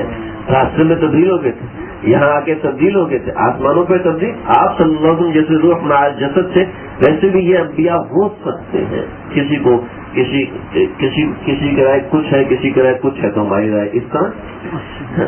آپ صلی اللہ علیہ وسلم نے فرمایا کہ تم سب کو اللہ نے یہ سب کچھ دیا، اب دیکھو الحمدللہ الذی ارسلنی رحمۃ للعالمین، مجھے تم سب کے لیے رحمت بنا کے بھیجا ہے۔ ابراہیم، اسماعیل اور نوح اور موسیٰ اور یعقوب اور عیسیٰ اور داؤد اور سلیمان، ان سب کے لیے رحمت۔ وکافۃ للناس بشیر و نذیر، ہر ایک نے دیکھیں، ہر ایک نے اپنی خصوصیت بیان کی۔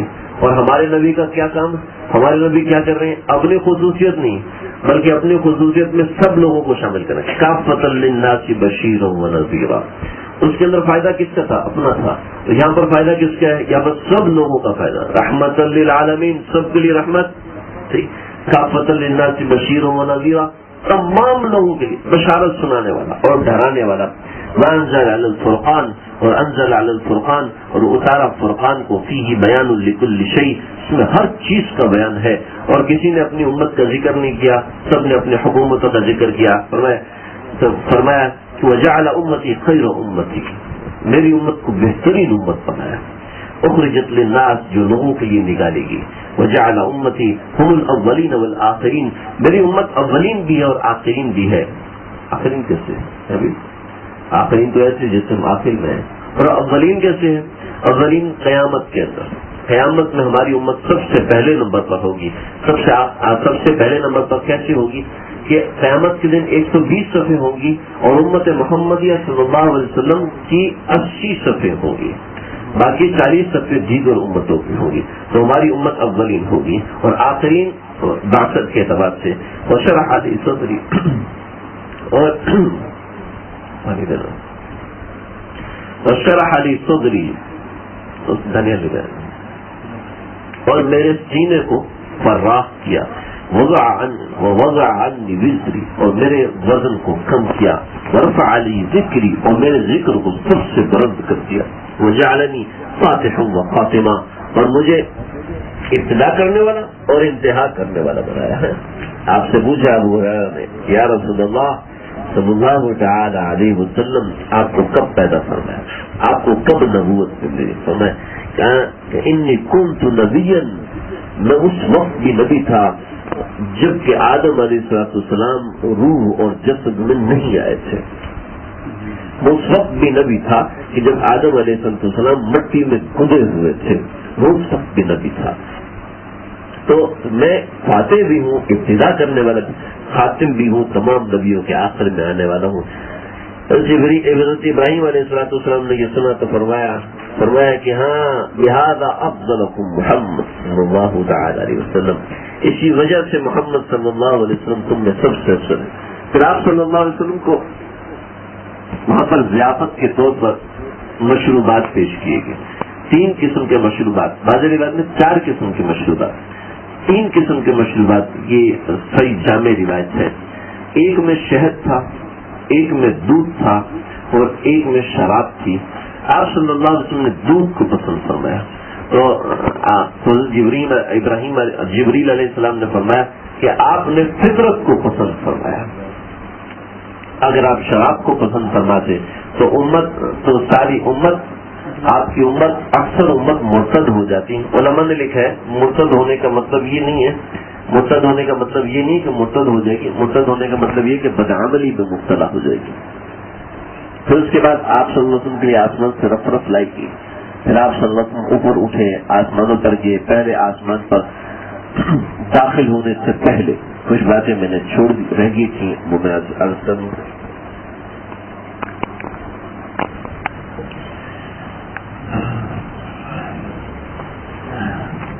آپ صلی اللہ علیہ وسلم کے آنے کی خبر براہ راست نبی کریم صلی اللہ علیہ وسلم تک پہنچائے گی. درمیان میں کوئی سیکٹری ویکٹری کچھ بھی نہیں تھا. لہذا آسمانوں والوں میں سے کسی کو نہیں پتا تھا آج کسی کی آمد ہے, کسی کو نہیں. آج خاص مہمان ہے, لہذا خاص مہمان کو براہ راست پیغام دیا گیا. نیچے کے آسمانوں کے کسی فرشتے کو نہیں بتایا. دروازہ کھٹکھٹایا. اب یہاں سے سمجھے, آسمان کا جو دروازہ ہے, میں اس کی وضاحت اس لیے کر رہا ہوں کہ ہمارے بہت سے ملحدین ہیں اس زمانے کے اندر جو اس بات کا انکار کرتے ہیں. ایک بحث چلتی ہے منطق کے اندر, آسمان میں خرق اور التیام نہیں ہے. جو آسمان ہے ایک اصطلاح, اس میں خرق اور التیام نہیں ہے. خرق کہتے ہیں پھٹ جانا, جیسے کپڑا پھٹ جاتا ہے تو اس کو ابھی کہتے ہیں خرق, تخریق. اور التیام کہتے ہیں کاٹ کے پھاڑنا. ٹھیک ہے, جو کاٹ کے پھاڑتے ہیں نا اس کو کہتے ہیں التیام. تو آسمان میں خرق اور التیام نہیں ہے. نہ آسمان پھٹ سکتا ہے نہ آسمان کٹ سکتا ہے. ٹھیک ہے, آسمان میں خرق اور التیام نہیں ہے.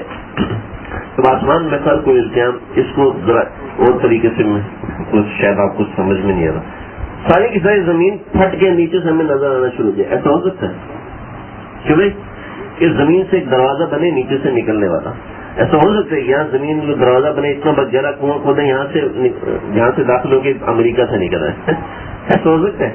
کیونکہ زمین جو اس طریقے سے تو گھوم کے یہاں پر بھی تو کوئی چیز ہے نا, درمیان میں کوئی راستہ پھٹ کے نکلے. تو کوئی دنیا کے اندر کوئی دروازہ کیسے بنا؟ دروازہ تو کسی تعمیر میں بن سکتا ہے. آسمان تو کوئی تعمیر نہیں, آسمان تو ایک الگ جگہ ہے, اس میں دروازہ کیسے ہو سکتا ہے؟ تو بعض لوگ یہ کہتے ہیں, تو یہ بالکل عقلی ڈھکوسلے ہیں. ان کو پتہ نہیں آسمان ہے کیا. اگر ہم کے آسمان گھر کی طرح ہے تو پھر ساری بات آسمان سے زمین پہ گر جائے گی. تو کچھ لوگ ان عقلی ٹھکوسلوں کی بنا پر کہتے ہیں آسمان میں ہر کوئی امتحان نہیں ہے. ہم جیسے سادے لوگ کہتے ہیں کتنا ایجوکیٹڈ آدمی ہے یار, اس سے کون بحث کرے گا, مولوی صاحب بھی بحث کریں گے. تو ہم جیسے لوگ تو ویسے ہی پھنس جاتے ہیں. تو یہاں سمجھیں, آسمان کے مختلف دروازے, آسمان کا جو مرکزی دروازہ ہے وہ بیت المقدس کے اوپر ہے. لہذا اس وجہ سے آپ صلی اللہ علیہ وسلم کو بیت المقدس بلایا گیا. اور جو کعبۃ اللہ ہے آسمان کا, وہ کعبۃ اللہ کے اوپر ہے. لہذا آپ صلی اللہ علیہ وسلم دوبارہ اس طرف لائے گئے. تو رف کے ذریعے سے آپ اوپر گئے, میں تفصیل بتا چکا ہوں. دروازے پر پہنچے, پوچھا کون ہے, کہا جبریل ہوں. کہا تمہارے ساتھ بھی کوئی اور ہے, کہا جی ہاں ہے, محمد مصطفیٰ صلی اللہ علیہ وسلم ہے. فرمایا کہ ان کو پیغام بھیجا گیا ہے یا نہیں بھیجا گیا؟ کہا جی ان کو پیغام بھیجا گیا ہے. تو پھر انہوں نے دروازہ کھولا. اس لیے معلوم ہو کہ آسمان والوں کو پتہ نہیں تھا, آسمان والوں کو معلوم نہیں تھا. ہمارے کچھ شاعروں نے اس طرح اشعار بنائے ہوئے ہیں کہ ان کا حقیقت سے تعلق نہیں ہے, ایک محبت سے تعلق ہے. لہذا محبت کے طور پر پڑھے جائے تو کوئی اس میں مذائقہ نہیں ہے, لیکن حقیقت اور روایات ان سے نہیں مل رہی. میں آپ کو بتا دوں, وہ پنجابی کے اشعار ہیں. آپ سے معذرت, آپ کو شاید سمجھ میں ہے, لیکن یہ پنجاب میں اتنا اثر لگا کہ آپ کو کیوں نہیں سمجھ رہے. اس رات دے تارے دس دے نے, اشعار بنا, اس رات دے تارے دس دے نے اج عرش سجایا جانا ہے, غاراں وچ روون والے نو مہمان بنایا جانا ہے. لیکن آسمان کے تاروں سے ہی محبت کا اظہار ہو سکتا ہے, آسمانوں پہ اطلاع نہیں تھی. آسمان پہ اطلاع نہ ہونے کی یہ وجہ تھی کہ آپ کو براہ راست اللہ کا پیغام پہنچایا جائے, کسی اور کو نہ بتایا جائے. محبوب کو رازداری سے بلایا جاتا ہے, ڈھول بجا کے نہیں بلایا جاتا. آپ صلی اللہ علیہ وسلم تشریف لائے, آپ پہلے آسمان پر حضرت آدم علیہ السلام سے ملاقات ہوئی. آدم علیہ السلام دائیں طرف دیکھتے تو خوش ہوتے, بائیں طرف دیکھتے تو پریشان ہو جاتے. دائیں طرف دیکھتے ہیں تو ان کو وہ روحیں ہیں جو نیکوکار ہیں, اپنی ہمت اور کوشش اور مجاہدے کو استعمال کرتی ہیں, اس کے بعد نیک اعمال کرتی ہیں. یہ وہ روحیں ہیں. اس کے بعد اور بائیں طرف دیکھتے ہیں تو وہ روحیں ہیں جو اپنے نیک ارادوں کو استعمال نہیں کرتی, گناہوں میں مبتلا ہو جاتی ہیں. آدم علیہ السلام ان کو دیکھ کے غمگین ہو رہے ہیں. پھر دوسرے آسمان, تیسرے آسمان میں اس میں کوئی وہ خاص تفصیل نہیں ہے. یہی باتیں ہر آسمان میں داخل ہونے سے پہلے اجازت اور پھر اجازت کے بعد آگے بڑھنا. بعض لوگ کہتے ہیں کہ پہلا آسمان دوسرے آسمان کے سامنے ایسی ہے جیسے ہماری زمین آسمان کے سامنے ہے. ہماری زمین آسمان کے سامنے کیا حیثیت رکھتی ہے, کتنے فاصلے پر ہے, اور پہلا آسمان دوسرے آسمان کے مقابلے میں ایسا ہے. پھر دوسرا تیسرا, تیسرا چوتھے, چوتھا پانچویں, پانچواں چھٹے, چھٹا ساتویں. وہاں پر بیت المعمور ہے. راجہ محدثین فرماتے ہر آسمان پر ایک بیت المعمور ہے, لیکن بہرحال ساتویں آسمان پر بیت المعمور ہے جہاں حضرت ابراہیم علیہ السلام ٹیک لگا کے بیٹھے ہوئے تھے. پھر اس کے بعد آگے بڑھے سدرۃ المنتہا, وہاں سے دو نہریں نکل رہی ہیں, دو نہریں نکل رہی ہیں. ایک نہر کوثر کی نہر ہے, اور دوسری نہر مجھے بھی نام یاد نہیں ہے, میں چلا تو بتاؤں گا. بڑی اس کا آج تک اس نہر کا آج تک کسی کو پتہ نہیں چل سکا یہ نہر کہاں سے آتی ہے. بعض حضرات نے کہا کہ وہ نہر آسمان سے براہ راست بادلوں پر اس کا پانی اترتا ہے, اور بادلوں کے ذریعے سے وہ پانی پہاڑوں پہ آ کے جم جاتا ہے, اور پہاڑوں پہ جم کے وہ پانی پھر پگھل کے اس نہر کے ذریعے سے آتا ہے. خیر بار اس کی تحقیق میں کسی موقع پہ عرض کروں گا. دو نہریں وہاں سے نکل رہی تھی, بعض نے کہا کہ 4 نہریں وہاں سے نکل رہی تھیں. بہرحال نیل اور فرات کا کچھ حضرات نے نام لکھا ہے, اور کچھ نے کہا کہ کوثر اور زمزم کا مرکز وہاں پر ہے. یہ یہاں سے 2 نہریں سدرۃ المنتہا کے مقام پر. بعض حضرت مجدد ملت حضرت مولانا اشرف علی تھانوی صاحب رحمۃ اللہ نے لکھا ہے کہ ہمارے بعض لوگوں کا یہ عقیدہ ہے کہ سدرۃ المنتہا پر ایک بیری کا درخت ہے. اس بیری کے درخت, جی ہاں وہاں بیری کا درخت ہے, اس بیری کے درخت کے اوپر ہر بندے کا نام لکھا ہوا ہے. 15 شعبان کی رات اس بیری کے اوپر سے جس کے نام کا پتا کٹ کے گر جاتا ہے وہ اس سال مر جاتا ہے. ٹھیک ہے, ابھی ایسا نہیں ہے, ایسا کچھ بھی نہیں ہے. آپ نے فرمایا وہاں بیری کا درخت ہے, اس کے پھل اتنے بڑے ہیں جیسے مقام ہجر کے مٹکے ہوتے ہیں. مقام ہجر کے مٹکے آپ حضرات نہیں جانتے تو میں آپ کو بتاتا ہوں. یہ جو آج کل ہمارے کسی جگہ پر لوگوں نے ڈونیشن کے طور پہ مٹکے رکھے ہوتے ہیں اور نیچے اس میں ٹوٹی لگی ہوتی ہے. کافی اونچے مٹکے ہوتے ہیں, 2 منزلہ مٹکے ہوتے ہیں. ویسے تو پنجاب میں گول مٹکا ہوتا ہے, وہ مٹکا نہیں. مقام ہجر کے مٹکے اونچے ہوا کرتے تھے جیسے آج کل ہمارا ڈرم ہوتا ہے, تو اس سائز کے مٹکے ہوا کرتے تھے. تو جس کا پھل اتنا بڑا ہے اور جس کے پتے بہت بڑے بڑے ہیں اور وہ اتنا بڑا درخت ہے, اتنا بڑا درخت ہے کہ ایک گھوڑا 500 برس تک اس کے سائے میں دوڑنا شروع کر دے تو 500 برس میں بھی اس کے سائے کو پار نہیں کر سکے گا. اتنا بڑا درخت ہے. یہ مقام سدرۃ المنتہا ہے. اس کے بعد مقام سری سے, اس کے بعد آپ صلی اللہ علیہ وسلم کو جنت اور دوزخ دکھائے گی. اس کے بعد مقام سری سے کلام ہوا اور تفصیل سے بتا چکا. اس کے بعد آپ صلی اللہ علیہ وسلم کے لیے ایک اور رف لائی گئی جس سے آپ اوپر اٹھے اور اٹھتے چلے گئے. وہاں پر 70,000 پردوں کے اندر آپ کو گھبراہٹ ہوئی. جب آپ صلی اللہ علیہ وسلم کو گھبراہٹ ہوئی, میں واقعہ سنا چکا ہوں. حضرت جبریل علیہ السلام ایک فرشتہ وہاں پر حضرت ابوبکر صدیق رضی اللہ عنہ کی آواز سے آپ صلی اللہ علیہ وسلم کو پکارنا شروع ہو گیا.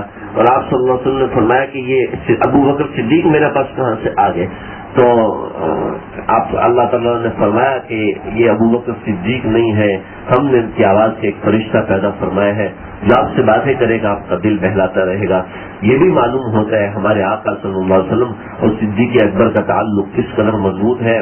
باقی یہ تو موجود ہی ہے کہ آج بھی ہمارے آقا اور ابوبکر اکٹھے سوئے ہوئے ہیں. وہاں پر پہنچ کر کتنی باتیں ہوئی, کیا باتیں ہوئی, ان میں سے کچھ چند باتیں وہی روایتوں میں آئی ہیں, وہ میں آپ کو سنا دیتا ہوں.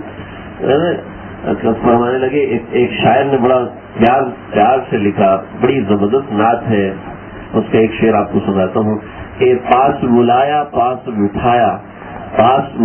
پاس بٹھایا عرش پہ ان کو خالق نے, یہ تو آخر ہونا ہی تھا الفت ہی کچھ ایسی کی. اللہ رب العزت اور آقا صلی اللہ علیہ وسلم کی محبت ہی ایسی ہے. قد اتخذتك خلیلا وحبیبا وارسلتك الى الناس کافتا بشیرا ونذیرا شرحت لك صدرك وضعت عنك وزرك رفعت لك ذکرك فلا اذکر الا ذکرت معی. میں ترجمہ سناتا ہوں, یہ کچھ میں نے برکت کے لیے سنا دی. آپ صلی اللہ علیہ وسلم سے آپ صلی اللہ علیہ وسلم کے پروردگار نے کہا کہ میں نے تجھ کو اپنا خلیل اور حبیب بنایا. میں نے تجھ کو اتخذتک خلیلا, میں نے تجھ کو اپنا خلیل بنایا, وہ حبیبا اور حبیب بنایا, اور تمام لوگوں کے لیے بشیر اور نذیر بنایا. تیرا سینہ کھولا, تیرا بوجھ اتارا, تیری آواز کو بلند کیا, میری توحید کے ساتھ تیری رسالت اور ابدیت کا ذکر کیا جاتا ہے. تیری امت کو خیر امت اور امت متوسط اور عادلہ اور معتدلہ بنایا. شرف اور فضیلت کے لحاظ سے اولین اور ظہور اور وجود کے حساب سے آخرین بنایا. آپ کی امت میں سے کچھ لوگ ایسے بنائے جن کا سینہ اور دل اللہ کے کلام, جن کے سینہ اور دل ہی انجیل ہوں گے. انجیل کا مطلب ہے تختی ہوں گے کا مطلب یہ ہے کہ ان کے سینے ہی قرآن مجید کو یاد کرنے کے لیے بنے ہوں گے. جو حفاظ کلام ہیں یا ذرا دیکھیں کہ ان کا ذکر اور علماء کا ذکر اللہ رب العزت عرش پہ بٹھا کر اللہ رب العزت اپنے حبیب کے سامنے کر رہے ہیں. جو حفاظ ہیں, جو علماء ہیں, جو عالمات ہیں, وہ جانے اپنی قدر کو, وہ جانے اپنی اہمیت کو, اور جس کی جتنی قدر اور جتنی قیمت ہوتی ہے اس کا کام بھی اتنا بڑا ہوتا ہے. ایسا نہیں ہے کہ چند برس عالم بن کے, چند برس علم پڑھ کے اور تھوڑا سا قرآن حفظ کر کے ہمارا فریضہ ختم ہو جاتا ہے. نہیں, قربانیاں دینی پڑتی ہیں, محنتیں کرنی پڑتی ہیں, کوششیں کرنی پڑتی ہیں. بس یہ ہے کہ اچھی نوکری مل گئی تو اس میں لگ گئے, اور اچھا شوہر مل گیا تو اس میں لگ گئے. اللہ پوچھیں گے کہ میں نے تمہیں قرآن کا وارث بنایا تھا, میں نے تمہیں حدیث کا علم سکھایا تھا, میں نے تمہیں علوم قرآن اور علوم حدیث میں صحیح حصہ دیا تھا, تم نے اس کا کیا استعمال کیا؟ امت گمراہ و تباہ ہو رہی تھی اور تم اپنے مزے سے زندگی گزار رہے تھے. تم سے پوچھا جائے گا کہ اللہ الگ سے انبیاء, امام الانبیاء کو الگ سے بلا کے تمام لوگوں کا ذکر کیا, علماء اور حفاظ کا الگ سے ذکر کیا. کچھ لوگ ایسے بھی بنائے کچھ لوگ ایسے بھی بنائے جن کے سینہ اور جن کے دل ہی انجیل ہوں گے، یعنی تختیاں ہوں گے، یعنی اللہ کا کلام ان کے سینوں اور دلوں پر لکھا ہوگا. ہاں آپ کو وجود نورانی اور روحانی اعتبار سے اول النبیین اور بعثت کے اعتبار سے آخر النبیین بنایا. آپ کو سورہ فاتحہ عطا کی گئی، آپ کو خواتین میں سورہ بقرہ عطا کی گئی. نبی کریم صلی اللہ علیہ وسلم نے فرمایا کہ سورہ بقرہ کے جو آخری آیات ہیں، یہ خواتین میں سورہ بقرہ آخری پورا آمن الرسول بما انزل الیہ من ربہ والمؤمنون، یہ وہ وحی ہے. سورہ فاتحہ یہ وہ وحی ہے جو اللہ رب العزت نے دنیا میں تو بھیجی تھی، لیکن آسمانوں پر بلا کے دوبارہ وحی نازل فرمائی. بہت اکبر. پھر آپ کو حوض کوثر عطا فرمایا، اور خاص طور پر آپ کی امت کو 8 چیزیں دیں. وہ اسلام ہے، مسلمان کا لقب ہے، ہجرت ہے، جہاد ہے، نماز ہے، صدقہ ہے، صوم ہے، رمضان ہے، امر بالمعروف ہے، نہی عن المنکر ہے. آپ کو فاتح اور خاتم بنایا. یہ اللہ رب العزت کا اپنے آقا صلی اللہ علیہ وسلم سے کلام ہے. یہ علامہ سیوطی نے خصائص کبریٰ کے اندر یہ روایت نقل فرمائی ہے، اور بھی جگہوں پر یہ روایت آئی ہے. نبی کریم صلی اللہ علیہ وسلم کا یہ کلام ہوا، پھر آپ صلی اللہ علیہ وسلم آسمانوں سے واپس تشریف لائے. آسمانوں سے واپس تشریف لا کر آپ دوبارہ اترے مسجد اقصیٰ پر، اور یہاں سے براق پر بیٹھے اور آپ صلی اللہ علیہ وسلم کو واپس پہنچایا. بعض روایتوں میں ہے کہ آپ کو 3 گھڑی لگی. 3 گھڑی کا مطلب ہے 22 منٹ 22 منٹ 22 منٹ 66 منٹ کا وقت لگا. سب سے کم جن لوگوں نے گھڑی کو شمار کیا. بعض حضرات نے کہا گھڑی کا مطلب آدھا گھنٹہ، تو آپ کو 1.5 گھنٹہ لگا. بعضوں نے یہ کہا کہ کائنات کا نظام اللہ نے روک دیا تھا.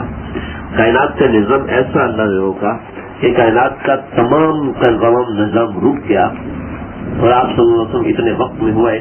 ایک سائنسدان کی بات میری نظر سے گزری، انہوں نے لکھا کہ کائنات میں جو سب سے تیز چیز ہے اس کا وزن، اس کی رفتار ہے 1,86,000 کلومیٹر پر سیکنڈ.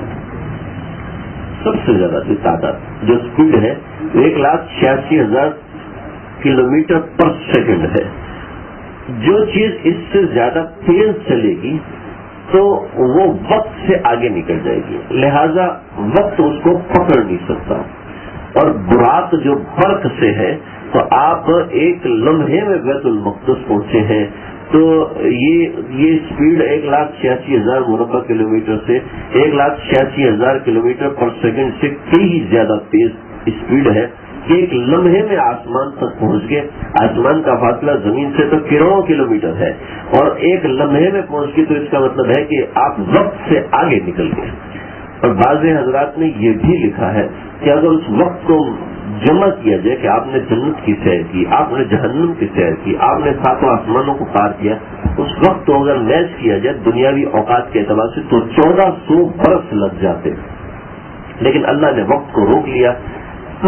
جو بھی مسئلہ ہے، آپ واپس تشریف لائے. ام ہانی کے گھر میں آپ نے صبح ہوئی. ایک روایت میں آتا ام ہانی رات کو اٹھی ہیں اور آپ کا بستر دیکھا تو بستر خالی تھا، پریشان ہو گئی. صبح کے وقت جب سورج طلوع ہوا، آپ نے نماز پڑھی اور نماز پڑھ کے جانے لگے تو ام ہانی نے آپ جانے لگے تو آپ کی چادر مبارک کو پکڑ لیا.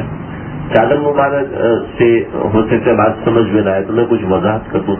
اس زمانے کے اندر لوگ شلوار قمیض نہیں پہنا کرتے تھے، کوئی ضد نہیں تھی، شلوار قمیض تھے ہی نہیں اس زمانے کے اندر. اس زمانے میں احرام ہی باندھا کرتے تھے. جیسے احرام کی 2 چادریں ہیں تو ایسے 2 چادریں پہنا کرتے تھے. قمیض آپ نے دیکھی، آپ نے پہنی بھی، پسند بھی فرمائی. 3 مرتبہ آپ نے قمیض کا استعمال فرمایا ہے. اور بعض روایت کے مطابق ضعیف روایت ہے کہ 2 مرتبہ شلوار کا استعمال فرمایا. لیکن صحیح یہ ہے کہ آپ نے شلوار کا استعمال نہیں فرمایا، لیکن شلوار کو پسند فرمایا کہ یہ اچھا لباس ہے، سطر کو صحیح ڈھانپنے والا لباس ہے. ہمارے مدرسے کے اندر ہمارے ساتھ جو بنگالی اور برمی بھی پڑھتے رہے، جہاں انگلینڈ اور یورپ کے بھی لڑکے تھے تو وہاں پر بنگالی بھی تھے. تو بنگالیوں کی ایک بڑی کمزوری آپ کو آج بتاؤں. بنگالیوں کی کمزوری، بنگلہ دیشیوں کی جو کمزوری ہے وہ یہ ہے کہ وہ ہر وقت موبائل دیکھتے رہتے ہیں. نہیں، موبائل نہیں دیکھتے تو سوتے رہتے ہیں. تو بنگالیوں کی کمزوری بڑی. ہمارے ساتھ ایک بیچارہ بنگال کا ساتھی تو ہوا ہے، وہ آیا بیچارہ، اس نے کہا یا بہت پیسہ ہمارے پاس، ہم نے موبائل خریدا. تو اس زمانے میں 1600 موبائل کا نمبر تھا، 1600، وہ نیا نیا نکلا تھا. تو اس نے موبائل لیا، میرے پاس اچھا موبائل ہے، تمہارے پاس کالا کالا موبائل، میرے پاس رنگین والا موبائل ہے. تو اس نے موبائل لیا اور ڈبہ اس کو پھینک دیا. اس کا ڈبہ پھینک دیا، موبائل دیکھ کے خوش ہو رہے. تو 2-4 دن کے بعد اس کو پیسوں کی ضرورت پڑی، پردیش میں تو سب اس موبائل کو بیچنا، تو اس کا ڈبہ کیا، ڈبہ تو میں نے پھینک دیا. اس نے سمجھا پیکنگ جیسے پیکنگ ہوتی ہے تو موبائل کی بھی پیکنگ ہوگی. تو اماں ابا سے نئے نئے پیسے ملے سے بچہ پردیش میں پڑھنے جا رہا ہے. تو ان کی ایک کمزوری ہوتی ہے کہ وہ دھوتی کے بغیر نہیں رہ سکتے بیچارے، وہ دھوتی پہنتے ہیں اور رات کو پہنتے وقت سوتے وقت بھی دھوتی استعمال کرتے ہیں. تو ہمارے ساتھ فرماتے تھے جہاں بنگالی سو رہے ہو، بنگلہ دیشی سو رہے ہو، وہاں پر لائٹ کبھی آن نہیں کرنا. اصل میں دھوتی اٹھا کے سر پہ لی ہوتی ہے. تو اس زمانے میں لوگ نیچے بھی چادر باندھا کرتے تھے اور اوپر بھی چادر باندھا کرتے تھے. تو آپ صلی اللہ علیہ وسلم جانے لگے تو ام ہانی نے آپ کی وہ چادر پکڑ لی، سمجھے، وہ چادر پکڑ لی اور اس چادر کو پکڑ کے کہنے لگے یا رسول اللہ آپ کہاں جا رہے ہیں؟ کہا کہ تمہیں پتہ ہے ہانی، ام ہانی یہ آپ کی چچا کی بیٹی تھی، اس زمانے میں پڑھتا نہیں تھا، آپ کی چچا کی بیٹی تھی. آپ نے فرمایا ام ہانی تمہیں پتہ ہے رات میں نے عشاء کی نماز تم لوگوں کے ساتھ پڑھی، اس زمانے کی جو عشاء تھی، اور اس کے بعد میں بیت المقدس گیا اور اس کے بعد میں آسمانوں کی سیر کر کے آیا. اللہ نے وہ انبیاء جو دنیا سے جا چکے تھے ان کو میری ملاقات کے لیے اللہ نے زندہ فرمایا اور میری ان سے ملاقات ہوئی، ان سے ملا، اس کے بعد میں آسمانوں پہ گیا اور پھر دوبارہ واپس آ گیا ہوں. تو ام ہانی کہتی ہیں یا رسول اللہ، یہ ام ہانی بھی مسلمان نہیں ہوئی تھی، تو یا رسول اللہ آپ یہ واقعہ کسی کو مت بتائیے گا. اور آپ کی چادر کو مضبوطی سے پکڑ لیا. تو آپ نے چادر کو کھینچا، فرمایا کہ ام ہانی میں یہ واقعہ ضرور بتاؤں گا، میں یہ واقعہ بتا کے رہوں گا. جیسے آپ نے چادر کھینچی تو آپ کے جسم کا یہ حصہ جو دل کے نیچے جو جگہ ہوتی ہے، ام ہانی فرماتی ہیں میری اچانک اس پہ نظر پڑی، میں نے اس کی چادر کو واضح کیا کہ یہ والا حصہ اس پہ نظر پڑی. فرماتی ہیں کہ میں نے دیکھا کہ اس سے اتنے نوروں کی بارش ہے، اتنی نوروں کی بارش ہے کہ مجھے یہ نور ایسے پھیلتے ہوئے نظر آئے کہ مجھے اس طرف سے دنیا روشن ہوتے ہوتے ہوتے کسرا کے محلات تک دکھائی دینا شروع ہو گئے. مجھے اس میں سے ایسے روشنی نکلتی ہوئی نظر آئی کہ ساری دنیا میرے پر ایسے روشن ہوئی کہ کسرا کے محلات بھی میں نے اپنی آنکھوں سے دیکھ لی اس روشنی کے اندر. کیسے دیکھے میں نہیں سمجھ سکا کہ کس طریقے سے دیکھے. اللہ نے کسی کو ایسا ذہن و دماغ دیا ہو تو وہ سمجھ سکتا ہے، ہم بھی کوشش کریں گے کہ سمجھ جائیں. بہت سی باتیں ایسی ہوتی ہیں جو وقت پہ سمجھ نہیں آتی ہیں، آگے چل کے سمجھ میں آ جاتی ہیں. مہانی کہتی ہے کہ میں نے اپنی جو ایک باندھی ہے نبغا اس کو کہا کہ تم جاؤ، اور وہ باندھی مسلمان تھی. آپ صلی اللہ علیہ وسلم کے پیچھے گئی اور دیکھنے کے لیے. آپ صلی اللہ علیہ وسلم وہاں پر پہنچے، کیا معاملات ہوئے میں آپ کو کچھ چیزیں آج اس میں سے پڑھ کے سناتا ہوں اور پھر اس کے بعد پھر آج کے درس کو مکمل کروں گا.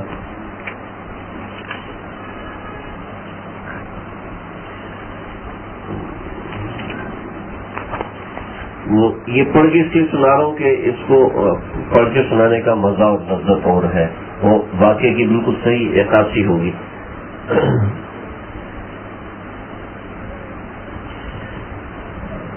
جو نبع نام کی باندھی تھی، نبع نام کی باندھی آپ صلی اللہ علیہ وسلم کے پیچھے گئی. اس نے آگے بتایا کہ حضرت صلی اللہ علیہ وسلم قریش کے گروہ کے پاس پہنچے جو حرم میں حتیم کے مقام پر بیٹھا ہوا تھا. یہ جگہ کعبے کے دروازے اور حجر اسود کے بیچ میں تھی. بعض علماء نے لکھا اس میں آگے تفصیل ہے. تو یہ قریشی لوگ جن کے پاس آپ صلی اللہ علیہ وسلم تشریف لائے، یہ مطعم بن عدی، ابو جہل بن حشام، ولید بن مغیرہ غرض جن کے پاس آپ صلی اللہ علیہ وسلم تشریف لائے. اور بعض روایتوں میں جو لکھا ہے وہ میں جمع کر کے بتا رہا ہوں. اسی وقت دشمن خدا ابو جہل آپ کے پاس آیا اور آپ کو دیکھ کر وہیں آپ کے پاس بیٹھ گیا اور مسخرے کا تن کے ساتھ بولا کیا کوئی نئی بات ہوئی ہے؟ آپ نے فرمایا ہاں، مجھے رات سفر کرایا گیا. ابو جہل نے پوچھا کہاں کا؟ آپ نے فرمایا بیت المقدس کا. ابو جہل بولا پھر صبح یہی ہمارے درمیان بھی ہو؟ فرمایا کہ ہاں.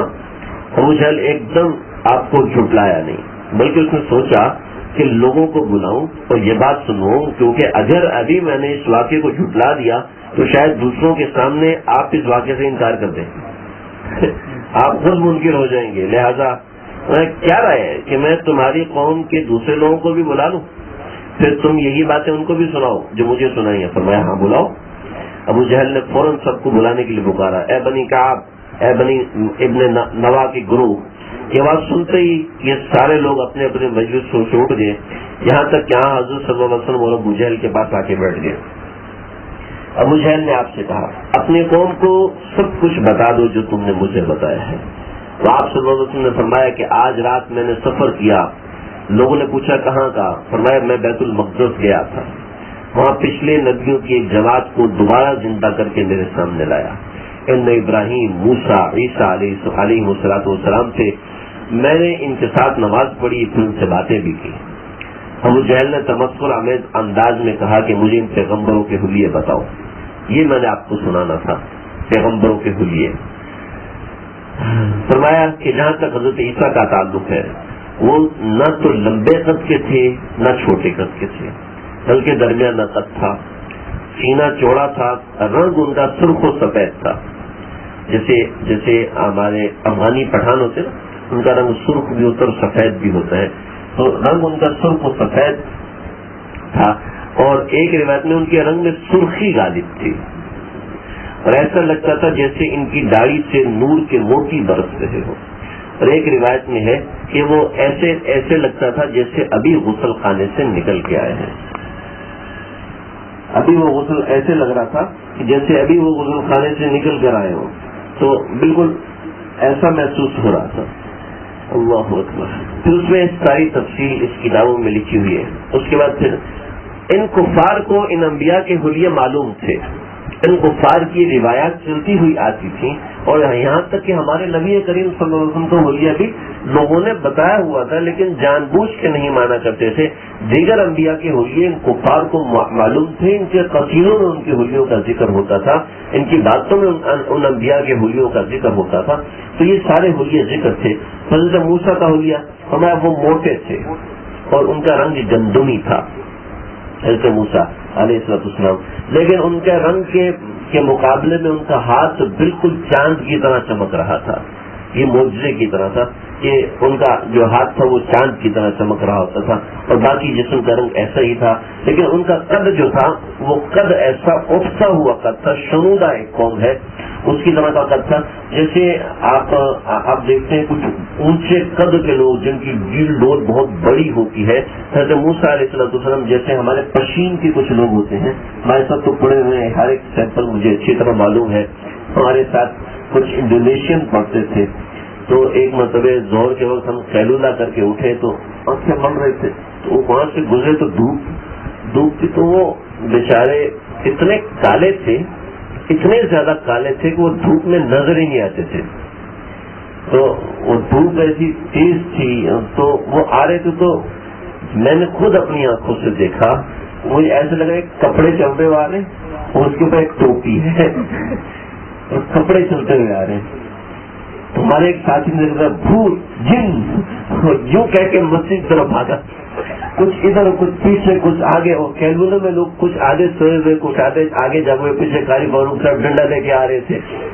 اور لوگوں نے شور بجا تو آپس میں ٹکراؤ، وہ جن آ رہا ہے، وہ ٹوپی پہنی ہوئی ہے، اندر خود خالی ہے، صرف کپڑے چلتے ہوئے آ رہے. تو جب وہ ہنسے تو ان کے دانت نظر آئے. تو پھر پتا چلا یار یہ وہی ہمارے بلال بھائی ہیں انڈونیشیا والے. تو اور جو پشین کے لوگ ہوتے ہیں وہ کافی اونچے قد کے مالک ہوتے ہیں. عام طور پہ ان کا 13-14 سال کا جو لڑکا ہوتا ہے ہمارے 20-25 سال کے آدمی کے جتنا معلوم ہو رہا ہوتا ہے، بڑے مضبوط جسم کے مالک. حضرت موسیٰ علیہ السلام تو یہ حلیہ بیان فرمایا. یہ مضبوط اس لیے کر رہا ہوں تاکہ آپ کو آپ کے ذہن میں بیٹھا رہے. تیسرا حلیہ حضرت ابراہیم علیہ السلام کا ارشاد فرمایا کہ ابراہیم علیہ السلام بالکل ایسے تھے جیسے میں ہوں، مجھ سے بہت زیادہ مشابہ تھے. خدا کی قسم وہ شکل و صورت اور مزاج کے لحاظ سے انسانوں میں سب سے زیادہ مجھ سے مشابہت رکھتے تھے. یہ یہاں تک بات ہوئی. آپ صلی اللہ علیہ وسلم نے جو حلیہ بتایا بالکل ٹھیک ٹھاک. جب اس کے اندر وہ ہو سکتا ہے حلیہ تم نے کسی سے پوچھو، ہمیں بتاؤ بیت المقدس کیسا ہے؟ آپ نے ایک جملہ ارشاد فرمایا کہ میں رات کے وقت بیت المقدس گیا تھا، اسی وقت حضرت جبریل علیہ السلام نازل ہوئے اور بیت المقدس کو آپ کے سامنے اٹھا کے کر دیا. مختلف روایت حاضر نے کہا کہ بیت المقدس کو اٹھا کے باب عتیق اس کے سامنے، آپ کے سامنے عقیل، باب عقیل، دار عقیل، آپ صلی اللہ علیہ وسلم کے رشتے دار سے عقیل بعد میں مسلمان ہوئے تھے، ان کے سامنے رکھ دیا. نہیں، عقیل بعد میں مسلمان نہیں ہوئے تھے، یہ غلط ہو گیا. تو وہاں پر رکھ دیا اور آپ صلی اللہ علیہ وسلم نے دیکھا اور دیکھ کر چاروں طرف سے اس کے حوالے سے آپ صلی اللہ علیہ وسلم نے بتا دیا. بعض روایت میں نہیں اس کی صورت مثالی لے گی، لیکن جو بات سمجھ میں آتی ہے حضرت تھانوی رحمۃ اللہ نے لکھی جو میرے بھی دل کو لگ رہی ہے وہ یہ کہ آپ صلی اللہ علیہ وسلم کا معجزہ تھا کہ آپ کو دور کی چیز بھی بالکل صحیح نظر آتی تھی. آپ صلی اللہ علیہ وسلم کا معجزہ تھا کہ آپ کو دور کی چیز بھی بالکل صحیح ایسے نظر آتی تھی جیسے کہ قریب ہوا کرتی تھی. چنانچہ جب آپ صلی اللہ علیہ وسلم نے مسجد نبوی کی بنیاد رکھی تھی تو قبلہ رخ آپ نے آنکھوں سے دیکھ کر قبلہ رخ متعین فرمایا تھا. کسی حساب کے قاعدے کے تحت آپ نے متعین نہیں فرمایا تھا کہ کعبہ آپ کو بالکل سامنے نظر آ رہا تھا. ایسے ہی بیت المقدس آپ کو سامنے نظر آ رہا ہوگا. آپ نے سب چیزیں دیکھ کر بالکل ٹھیک بتا دی. مطعم بن عدی، اس سے تھوڑا سا پیچھے چلے جائیں، وقت آگے نکل رہا ہے. مطعم بن عدی یہ آئے اور کہنے لگے میں نے آج تک تیری مخالفت نہیں کی تھی. مطعم بن عدی کون تھا؟ میں نے پچھلی دفعہ بتایا تھا کہ غار حرا سے آپ کو مکہ میں پناہ دے کے لانے والے مطعم بن عدی تھا. تو مطعم بن عدی کہنے لگے میں نے آج تک تیری مخالفت نہیں کی، لیکن آج اس واقعے کے بعد میں آپ کی مخالفت کرتا ہوں اور میں یہ تصدیق کرتا ہوں کہ نعوذ باللہ آپ جھوٹے ہیں. آج میں بھی تصدیق کرتا ہوں کہ آپ جھوٹے ہیں کہ آج تک مطعم بن عدی بولا نہیں تھا، لیکن یہ بات اس کو بالکل سمجھ میں نہیں آئی. پھر اس نے خود سوال کیا، ہم 2 مہینے کبھی اترائی چڑھتے ہیں، کبھی چڑھائی چڑھتے ہیں، اتنے مشکل سے 2.5 مہینے بعد فلسطین پہنچتے ہیں، بیت المقدس پہنچتے ہیں، پھر 2.5 مہینے کے بعد واپس آتے ہیں. ہمیں 5 مہینے 6 مہینے لگ جاتے ہیں بیت المقدس سے آتے ہوئے. تم رات کے ہو گے صبح آگے. اب مجھے بتاؤ بیت المقدس کیسا ہے؟ آپ نے اس سہولیت ایسے ہی کھینچ کے بیان کرنا شروع کر دیا. بالکل صحیح بتا رہے. ابو بکر ادھر آؤ، یہ بتاؤ یہ صحیح بتا رہے ہیں. ابو بکر صدیق کو سب جانتے تھے کہ بیت المقدس دیکھا ہوا ہے. ابو بکر صدیق پوری تصدیق فرماتے گئے. تصدیق پوری ہوتے ہی ساروں کے منہ بند. ہو سکتا ہے یہ بھی کسی سے پوچھا ہو. ہمیں بتاؤ راستے میں کیا ہو رہا تھا؟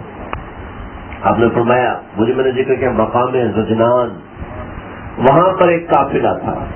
جاتے وقت میری براق کو دیکھ کر ایک اونٹ خاکستری نسل کا اونٹ، خاکستری نسل کا اونٹ صرف کھانے کے لیے استعمال ہوتا ہے، یہ سامان کے لیے استعمال نہیں ہوتا. تو فرمایا خاکستری رنگ کا اونٹ قافلے میں سب سے آگے تھا، اس میں سامان لادا ہوا تھا. یہ کیسے؟ فرمایا کہ وہ سب سے آگے تھا. وہ میری براق کو دیکھ کے بدت گیا تھا اور بدت کے بھاگا. لوگوں نے کہا پتہ نہیں اونٹ کہاں نکلے ہو، کسی نے ذبح نہ کر لیا ہو. تو میں نے آواز دی تھی اونٹ وہاں پر ہے. تو یہ لوگ دوڑے مقام زجنان تک پہنچے. مقام زجنان یہ مکہ کی طرف مکہ سے مدینہ کی طرف نکلے. طریق الہجرہ کے راستے میں 54 کلومیٹر کے اوپر بائیں طرف اس مقام پر ایک فیکٹری بنا دی گئی ہے. اس مقام پر وہ قافلہ تھا مقام زجنان. وہاں پر کالے پتھر ہوتے ہیں اور مدینہ اور مکہ کے راستے میں اکثر کالے پتھر ہوتے ہیں. اس جگہ پر بھی کالے پتھر ہیں.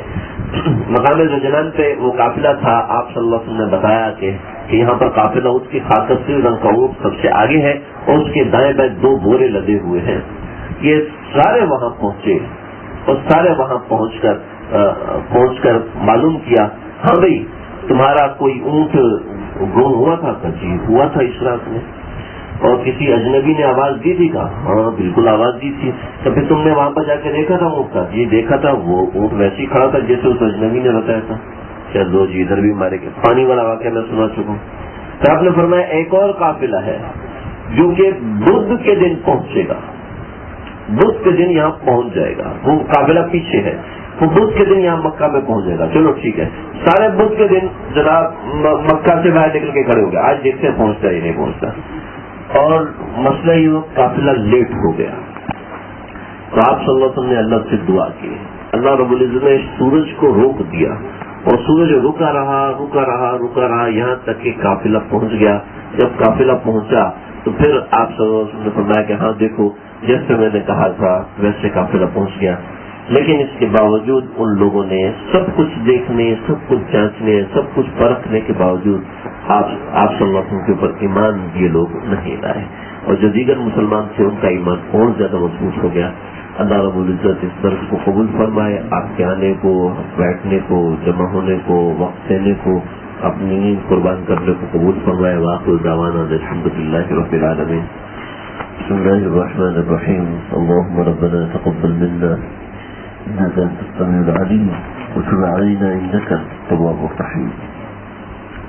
افرغ علينا صبرا وثبت اقدامنا وانصرنا على القوم الكافرين. اے اللہ ہمارے بیٹھنے کو، جمع ہونے کو قبول فرمائیے. اپنے نبی کریم صلی اللہ علیہ وسلم کے ذکر خیر کو ہماری عاقبت کو بہتر کرنے کا ذریعہ بنا دیجیے. اے اللہ دنیا کے کام بھی بنا دیجیے، آخرت کے کام بھی بنا دیجیے. جو لوگ کسی بھی وجہ سے مشکلات پریشانی میں ہیں سب کی پریشانیوں کو دور فرمائیے، سب کی تکالیف کو دور فرمائیے. اپنے حبیب کے ذکر خیر کے برکت سے جو لوگ یہاں پر موجود ہیں اللہ سب کے گھر میں جملہ قسم کی بیماریوں کو ختم فرمائیے، جملہ قسم کی آفات کو ختم فرمائیے. اے اللہ فقر و فاقے کو ختم فرمائیے. جو لوگ یہاں موجود ہیں ان کے گھریلو، ان کے بہنوں بھائیوں، ان کے ماں باپ، ان کے اپنے کام، ان کے اپنی اولادوں میں کسی بھی طرح کی کوئی بھی پریشانی ہے، اپنے حبیب کے ذکر خیر کی برکت سے، اپنے حبیب کے ذکر مبارک کی برکت سے ان کی پریشانیوں کو ظاہر فرمائیے. اس ملک و ملت کو، اس وطن کو اے اللہ آفات سے بچائیے اپنے اس حبیب کے ذکر خیر کی برکت سے. اے اللہ اس اپنے حبیب کے ذکر خیر کی برکت سے ہم سب کو تکالیف سے بچائیے. ہم سب کے اوپر آفات جو زمین سے نازل ہونی ہے، جو زمین سے نکل رہی ہے، جو آسمان سے نازل ہونی ہے، اے اللہ ہم سب کی حفاظت فرمائیے. آپ کے حبیب کے ذکر کی برکت سے اے اللہ جملہ پریشانیاں دور ہو جاتی ہیں. اللہ ہم سب کی پریشانیوں کو دور فرمائیے. وہ ہماری وہ اوقات نہیں ہے، وہ ہمارا وہ اخلاص نہیں ہے، وہ ہمارا وہ کام نہیں ہے، وہ ہم اتنا وقت نہیں دیتے، وہ ہم اتنی کوشش نہیں کرتے. لیکن اے اللہ آپ تو کریم ہے، آپ کو تو مغفرت کے لیے بہانا چاہیے، اشارہ چاہیے. اے اللہ اس بہانے کو لے کے حاضر ہوئے ہیں، اس اشارے کو لے کے حاضر ہوئے ہیں. اے اللہ ہماری اوپر سے آفات و بلیات کو دور فرما دیجیے. اے اللہ جملہ پریشانیوں کو دور فرما دیجیے. اے مالک ہے دونوں جہانوں کے پروردگار، ہم لوگوں میں جو لوگ بیمار ہیں، پریشان ہیں، فقر و فاقے میں مبتلا ہیں، فقر میں مبتلا ہیں، غریبی میں مبتلا ہیں، اے اللہ ان کی زندگیوں کو عافیت سے تبدیل فرما دیجیے. جنہوں نے دعاؤں کو کہا جو کہنا چاہتے تھے نہیں کہہ سکے، جو امید وابستہ رکھتے ہیں جنہوں نے پیغام بھیجا نہیں ملا، سب کی بجلی بنا دیجیے. یونس بھائی کے کاروبار میں برکت کی دعا کی ہے، آصف بھائی کی نیک صالح اولاد کی دعا کی درخواست کی ہے. ہمارے آصف بھائی کو ذکر مبارک کی برکت سے نئی نو سال نیک اور حضرت فرمائیے. محض اپنے فضل و احسان سے اے اللہ کرم فرما دیجیے. اے اللہ کرم فرما دیجیے، کی گود کو بھر دیجیے. اے اللہ تک اے اللہ اولاد نہ ہونا بھی ایک آزمائش ہے. اے اللہ اس آزمائش سے ان کو نکال دیجیے. اے اللہ محض اپنے فضل سے، اپنے اس حبیب کے ذکر خیر کی برکت سے اللہ ان کو نبی صالح اولاد عطا فرمائیے. اور یونس بھائی کے کاروبار میں برکت عطا فرمائیے. ہمارے خالد بھائی کے کاروبار میں برکت عطا فرمائیے. ہمارے خالد بھائی کی جملہ مقاصد حسنوں کو پورا فرمائیے. اے اللہ آپ جانتے ہیں ان کے خاندان کا یہ گھر آپ کے اس کام میں استعمال ہو رہا ہے. اے اللہ ان کی چیزیں تو آپ کے کام میں استعمال ہو، آپ کی مشیت ان کے کاموں میں استعمال نہ ہو. آپ کی خیر کے خلاف ہے، آپ کی قدرت الہی کے خلاف ہے. اے اللہ جو بھی حکمتیں ہیں اے اللہ خوشی کے ساتھ نواز دیجیے. صبر و آزمائش کا وقت ختم کر دیجیے. جو لوگ پریشان ہیں، جنہوں نے دعاؤں کو کہا ہے اے اللہ تو ان کو جانتا ہے، ان کے ناموں کو جانتا ہے، ان کی دلی تمناؤں کو جانتا ہے، ان کی خواہشات کو جانتا ہے. سب کی بگڑی بنا دیجیے. مجھ سے میری طرف سے کسی ایک کو بھی محروم نہ فرمائیے. جو لوگ بھی آئے ہیں جنہوں نے وقت دیا اے اللہ ان کے آرام میں، ان کے وقت میں، ان کی روزی میں، ان کے کاروبار میں، ان کی صحت میں، ان کے اعمال میں برکت نصیب فرمائیے. اللہم ربنا تقبل منا انک انت السمیع العلیم. اے اللہ اس محلے کو بھی محروم نہ فرمائیے، اس پوری ماڈل کالونی کو بھی اپنے حبیب کے ذکر خیر کی برکت سے اوپر فرما دیجیے. اللهم ربنا تقبل منا إنك أنت السميع العليم وتب علينا إنك أنت التواب الرحيم وصلى الله تعالى على خير خلق محمد وعلى آله وصحبه أجمعين.